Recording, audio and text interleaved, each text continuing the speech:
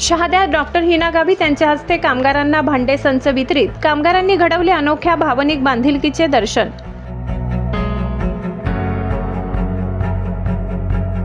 नंदुरबार माजी मंत्री आमदार डॉक्टर विजयकुमार गावित यांच्या मार्गदर्शनाखाली संसदरत्न माजी खासदार डॉक्टर हिना गावित यांच्या हस्ते शहादा येथील बांधकाम कामगारांना भांडे संच वितरित करण्यात आले। दरम्यान या कार्यक्रमात डॉक्टर गावित यांच्या छायाचित्राचे टी-शर्ट परिधान करून काही कामगार अनोख्या भावनिक बांधिलकीचे दर्शन घडवताना दिसले।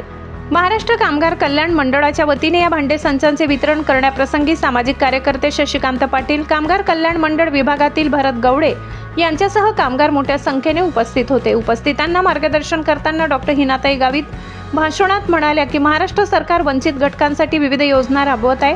केंद्रातील मोदी सरकार देखील महिलांना आणि कामगार व मजुरांना विविध सोयी सवलती देणाऱ्या योजना राबवत आहे। त्या सर्व योजना प्रत्येक गावातील शेवटच्या माणसापर्यंत पोहोचवण्यात यावे यासाठी आपले नंदुरबार जिल्ह्याचे शिल्पकार तथा सर्वांचे लाडके नेते डॉक्टर विजयकुमार गावित हे कायमच प्रयत्नशील राहिले। त्यांच्या प्रयत्नांमुळे आज आपल्याला घरकुल योजनांसह भांडे संच वाटपासारख्या योजनांचा लाभ मिळत आहे। कागदपत्रांची योग्य ती पूर्तता करून प्रत्येक गरजूने लाभ घ्यावा असे आवाहन या प्रसंगी डॉक्टर हिनाताई गावित यांनी केले। कामगारांनी घडवले अनोख्या भावनिक बांधिलकीचे दर्शन।